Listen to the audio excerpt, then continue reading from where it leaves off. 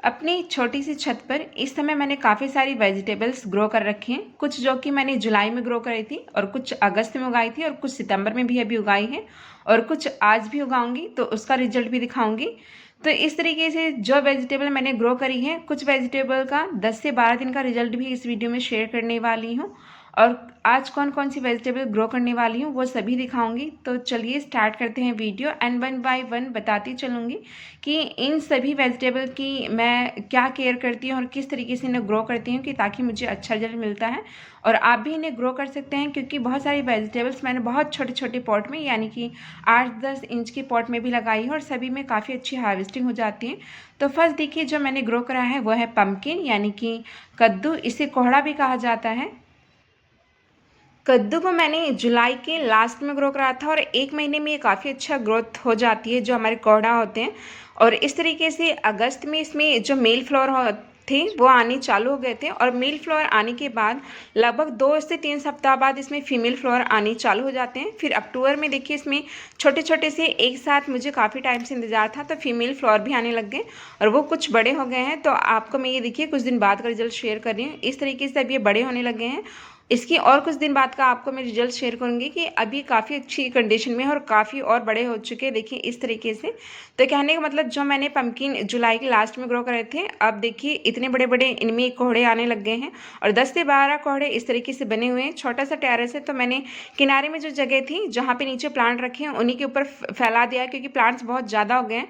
तो कुछ Hardy plant थे तो उन्हीं के ऊपर डाल दिया है। उसके बाद देखिए जो सेकेंड मैंने ग्रो करा था, ये फर्स्ट टाइम मैंने ग्रो करा है, इसे सनई के नाम से जानते हैं।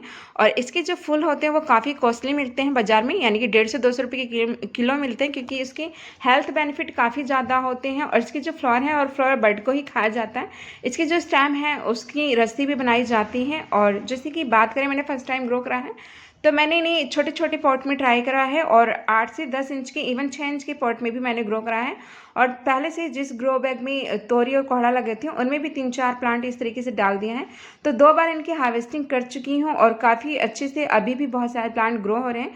तो आप इनको 6 से 8 इंच के पॉट में इजीली ग्रो कर सकते हैं। और जून जुलाई अगस्त इनके ग्रो करने का टाइम होता है जो सनई है। तो Lucknow Kanpur side in plant को ज़्यादा ग्रो किया जाता है। तो जो वहाँ के होंगे उनको पता होगा, तो आप इसको उगा सकते हैं सनई को जून जुलाई अगस्त में।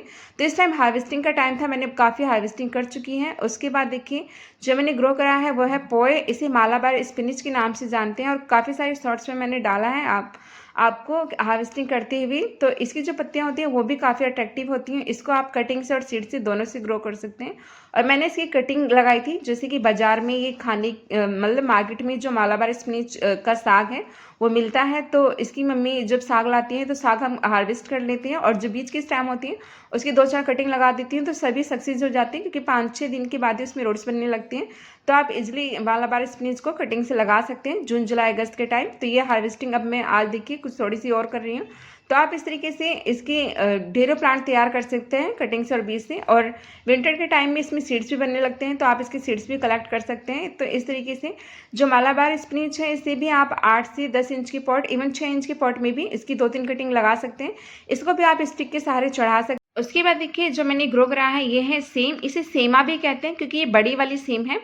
जैसे कि मैंने जितनी भी वेजिटेबल मोस्टली इस तरीके के वाइन वाली ग्रो करी है, जो पम्पकिन हो गया और तोरी हो गया और सेम हो गया, ये बड़ी वाली सेम है। जैसे कि आप देख सकते हैं इसकी पत्ती का साइज़ कितना बड़ा है और काफ़ी ज़्यादा ये फैल रहा है इस टाइम। ये काफ़ी ऊंचाई पे है और मैंने चेयर रख के इसको थोड़ा सा क्लिप को बनाया, थोड़ा सा इसलिए अंधेरा अंधेरा सा आ रहा है। तो देख सकते हैं सभी में फ्लावर आ रहे हैं। तो इसको सेमा के नाम से भी जानते हैं और आपको मैं पिक भी अभी दे देती हूँ स्क्रीन पे कि इसमें देखिए कितनी बड़ी बड़ी सेम आती हैं और आपको पत्तियों से पता चल गया होगा कि इसकी पत्तियाँ देखिए और जो नॉर्मल सेम होती है उसकी पत्ती में काफ़ी डिफरेंस है। इसकी पत्तियाँ जो हैं काफ़ी बड़ी बड़ी हैं और इसके जो फ्लावर्स हैं वो भी काफ़ी बड़े हैं साइज़ में। तो ये वाली जो वेजिटेबल है मैंने अगस्त के लास्ट में ग्रो करी थी और आप देख सकते हैं इस टाइम अब इसमें फ्लावर आ रहे हैं और अब सेम बनने के लिए तैयार है। तो इसका अभी आपको मैं आगे सीड भी दिखाने वाली हूँ कि इसमें सीड कितने बड़े बड़े होते हैं। जैसे कि आज भी मैं कुछ ये सेम ग्रो करने वाली हूँ। तो ये देखिए इसमें मैंने अभी लगभग 2 दिन पहले फर्टिलाइज़र डाला था, सूखा वाला गोबर की खाद, और आज मैंने इसमें गीला वाला फर्टिलाइज़र डाला है। तो इस तरीके से 15 से 20 दिन में मैं फर्टिलाइज़र डालती हूँ ताकि वेजिटेबल में अच्छी हार्वेस्टिंग मिल जाए। उसके बाद देखिए ये बकेट है 20 इंच की कह सकते हैं आप इसको। तो इसमें पहले ही देखिए इस तरीके से प्राइड ऑफ इंडिया का प्लांट लगा हुआ था जो कि मानसून में बहुत अच्छी ब्लूमिंग करता है, और अक्टूबर के स्टार्टिंग तक इसमें फ्लावर आ रहे थे। तो मुझे पता था कि ये प्लांट परमानेंट है, बट इसके बाद ये डोमेंट हो जाता है विंटर में, और अक्टूबर के बाद ही इसमें फ्लावर झड़ने लगते हैं। तो इसे प्लांट के यानी कि बकेट में काफ़ी ज़्यादा स्पेस था, तो जैसे कि छत बहुत छोटी सी है और स्पेस कम है, तो एक ही पॉट में काफ़ी सारे प्लांट लगाने पड़ जाते हैं अगर आपको गार्डनिंग का बहुत ज़्यादा शौक है और वेजिटेबल बहुत ज़्यादा ग्रो करना चाहते हैं। तो इसी के साइड में मैंने 1-2 मिर्च की सीड भी डाल देती हूँ, और साथ ही मैंने जो ये बोड़ा है उसको भी मैंने एक सीडलिंग ट्रांसप्लांट कर दी थी, जिसमें से मैं 2 बार हार्वेस्टिंग कर चुकी हूँ। और इस तरीके से देखिए मैं आपको दिखा रही हूँ कि आज भी इसमें कम से कम 20 से 25 फलियाँ लगी हुई हैं। इस तरीके से पतली सी रस्सी बांध करके, और मैंने इसको अपने टेरेस का जो ऊपर छज्जा है उस पर चढ़ा रखा है, तो बहुत सारी फलियाँ ऊपर भी आ रही हैं। तो आपको यहाँ 8-10 जो फलियाँ आ रही हैं वो मैं दिखा पा रही हूँ। उसके बाद देखिए मैंने कुछ मिर्च ग्रो करी हैं, और इन सब को भी मैंने अगस्त में लगाया था। तो सभी में देखिए इस तरीके से फ्लावर आ रहा है, और कुछ प्लांट से मैं एक बार हार्वेस्टिंग भी कर चुकी हूँ। तो यहाँ पे देखिए मिर्च को ग्रो करने की बात करें तो आप छोटे छोटे पॉट में यानी कि 6 से 8 इंच के पॉट में भी बहुत इजीली लगा सकते हैं। मैंने बहुत सारे मिर्च के प्लांट अभी 6 इंच के पॉट में भी लगाए हैं, वो भी आपसे शेयर करूँगी। और ये देखिए ये प्लांट काफ़ी बड़ा है, इसे मैंने 8 इंच के पॉट में लगाया है। और नॉर्मल सॉइल बनाती हूँ मैं सभी जितनी भी वेजिटेबल हैं कि 50% उनमें नॉर्मल सॉइल और 30% कंपोस्ट डालती हूँ सभी में, चाहे वर्मी कंपोस्ट या फिर गोबर की खाद, और 20% रेत जरूर ताकि पानी ना रुके। और यहाँ देखिए आपको अपने मिर्च के प्लांट दिखाएं, जिसकी मैंने एक शॉर्ट भी डाली थी कि काफ़ी सारे सीड डाले थे तो काफ़ी सारे मिर्च के प्लांट ग्रो हो गए थे। तो इनको इन सभी को मैंने वेस्ट में यानी कि जो तेल के डिब्बे हैं 6-6 इंच के 5-5 इंच के, उन सभी में ग्रो लगा दिया। और आप सभी में देख सकते हैं कि इस तरीके से फ्लावर्स आने स्टार्ट हो गए हैं। और इन सभी में मैंने अभी कल लिक्विड फर्टिलाइज़र कुछ में डाला है, कुछ प्लांट रह गए हैं। तो काफ़ी ज़्यादा प्लांट होने की वजह से देख सकते हैं आपके प्लांट के बीच में बिल्कुल भी स्पेस नहीं है। और इस तरीके से यहाँ मैंने शायद 100 से भी ज़्यादा प्लांट एक साथ रखे थे जिनमें वेजिटेबल ग्रो हो रही थी छोटे छोटे पॉट में। और यहाँ पे भी देखिए मिर्च के प्लांट कुछ लगे हुए हैं, तो इस तरीके से काफ़ी सारे मिर्च के प्लांट ग्रो करे हैं। इसके बाद देखिए जब भी मुझे पॉट के साइड में कोई स्पेस मिलता है तो वहाँ पे मैं पालक या सरसों मेथी इस तरीके से डाल देती हूँ, ताकि एक ही पॉट से हार्वेस्टिंग भी वेजिटेबल की मिल जाए और साथ में प्लांट भी ग्रो होता रहे। तो यहाँ देखिए मैंने कुछ सरसों के बीज डाल दिए थे, तो आप देख सकते हैं कि काफ़ी बड़े बड़े हो गए ये भी, और आप हार्वेस्टिंग के लिए तैयार हैं। तो इस तरीके से पॉट के साइड में अगर जगह है और आपके पास स्पेस कम है, तो जिस पॉट में थोड़ी सी जगह बची हुई होती है उसमें आप साइड में देखिए लीफी वेजिटेबल जैसे कि मेथी हो गया, सरसों हो गया, पालक हो गया, सोया हो गया, इन सभी के बीज डाल सकते हैं। और ये इनकी जो रूट्स होते हैं यानी कि जड़ें बहुत बड़ी नहीं होती, और इस तरीके से आप इजीली इनकी 15 से 20 दिन में हार्वेस्टिंग कर सकते हैं। उसके बाद देखिए यहाँ एक और बाल्टी है, और इसी बाल्टी में मैंने 2-3 वेजिटेबल एक साथ लगा दी थी, जैसे कि तोरी भी और करेला भी। तो दोनों ही एक साथ ग्रो हो रही हैं। जगह कम है पर जैसे कि ग्रो करने का शौक बहुत ज़्यादा है, तो स्पेस कम होते हुए भी 4-5 वेजिटेबल मैं इस तरीके से एक साथ ही ग्रो कर देती हूँ। बस इनको फर्टिलाइज़र का रिक्वायरमेंट होता है और फिर सनलाइट का आप थोड़ा केयर करेंगे तो 20-22 इंच की ये जो बकेट वगैरह है इनमें 2-3 प्लांट भी बहुत इजीली चल जाते हैं, क्योंकि मैं हर बार ऐसा ही करती हूँ। यहाँ पे जैसे आप देख रहे हैं कि देखिए एक मैंने करेला और एक तोरी लगा रखा है एक ही बाल्टी में, और करेले में आप देख सकते हैं कि छोटे छोटे काफ़ी सारे करेले आ रहे हैं। और जो यहाँ पे मैं आपको दिखाऊंगी कि करेले के प्लांट मैंने 10 इंच के पॉट में भी लगाए हैं, तो 10-12 इंच के पॉट में भी ये इजीली चल जाते हैं। अगर आपके पास बहुत बड़ी बाल्टी नहीं है तो करेला तोरी आप 10-12 इंच के पॉट में भी लगा के ट्राई कर सकते हैं, क्योंकि मेरी जितनी भी तोरी और पम्पकिन सभी मैंने 12 इंच की ग्रो बैग में ग्रो करे हैं। और देखिए यहाँ ये 10 इंच का पॉट है जो कि आधा टूटा हुआ भी है, और देखिए यहाँ पे मैंने करेले का सीड डाल दिया था, और इस तरीके से इसमें ये करेले भी आ रहे हैं और काफ़ी सारे फ्लावर्स भी आ रहे हैं। तो यहाँ मैंने करेले ग्रो करे हैं। सॉइल मिक्सचर सभी का सेम बनाती हूँ और एक ही बार बना देती हूँ, और इस तरीके से इनको 15-20 दिन के गैप पे बस लिक्विड फर्टिलाइजर डालती रहती हूँ, और अच्छे से फ्रूटिंग इनमें होती रहती है, और हर महीने हार्वेस्टिंग करने को कुछ ना कुछ मिलता रहता है। तो करेले यहाँ पे उग रहे हैं, और साथ में देखिए यहाँ पे मालाबार स्पिनच जैसे कि मैं आपसे आगे शेयर कर चुकी हूँ। उसके बाद देखिए अभी मैंने अक्टूबर की स्टार्टिंग में कुछ बीज डाले थे यहाँ पे पालक के, और पालक को मैंने यहाँ भिगो करके डाला था। जो पालक के बीज थे उनको एक दिन पानी में भिगो दिया था और उसके बाद डाल दिया था, और डालने के बाद सनलाइट में ही रख दिया था। तो जब हम भिगो के डालते हैं तो सीड्स काफ़ी जल्दी जर्मिनेट हो जाते हैं, तो 2-3 दिन में इसके सीड जर्मिनेट हो गए थे। तो मैंने सिर्फ एक बास्केट में ही इसके बीज को डाला था, और वहीं से मैंने देखिए 2-3 पॉट में इस तरीके से ट्रांसप्लांट कर दिया है, और अभी काफ़ी अच्छे से ग्रो हो रहे हैं। अब बस आप इनको लिक्विड फर्टिलाइजर डालते रहें 15 से 20 दिन में, तो ये काफ़ी अच्छे से ग्रो करते रहेंगे। तो इस तरीके से अगर आपने अभी पालक नहीं ग्रो करा है तो आप अभी पालक को भी ग्रो कर सकते हैं, मेथी, सरसों, इन सभी लीफी वेजिटेबल को इस तरीके के बास्केट में ग्रो कर सकते हैं। और बास्केट को अगर आप हल्का बनाएं तो आप इन्हें हैंग भी कर सकते हैं। तो इस तरीके से कम स्पेस में आप ढेरों वेजिटेबल्स यानी कि लीफी वेजिटेबल इजिली ग्रो कर सकते हैं।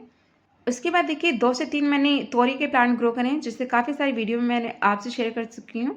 और ये भी मैं देखिए ठीक से दिखा नहीं पाई क्योंकि ये मैं चेयर पे खड़ी होकर के क्लिप बना रही थी। काफ़ी ऊंचाई पे ये तोरी का एक स्टिक के सहारे से चढ़ा रखा था। इसमें तोरियां आ रही हैं यहाँ पे 2-3, और शॉर्ट में मैंने डाला था, जैसे काफ़ी बार मैं हार्वेस्टिंग कर चुकी हूँ यहाँ भी। और देखिए इसे भी मैंने दीवार के सहारे चढ़ा रखा है।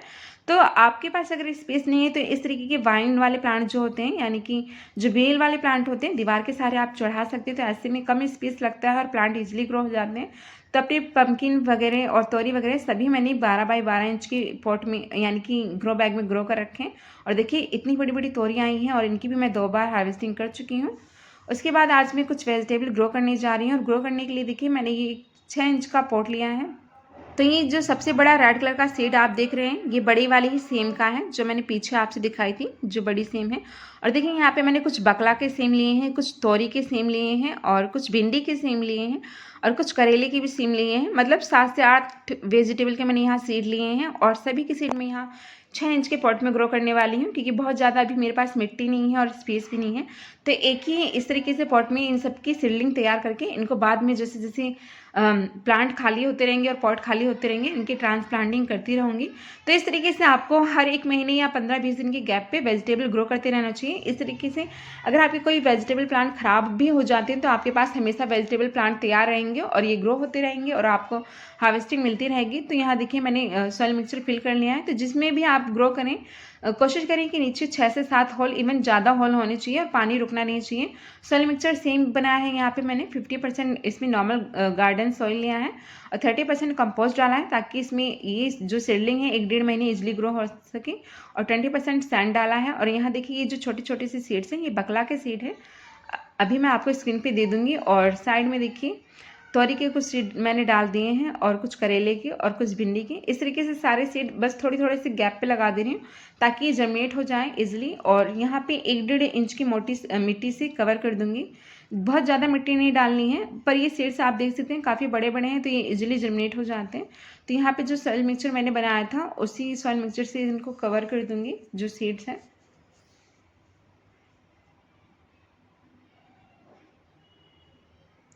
तो इस तरीके से चलिए कवर कर दे रही हूँ।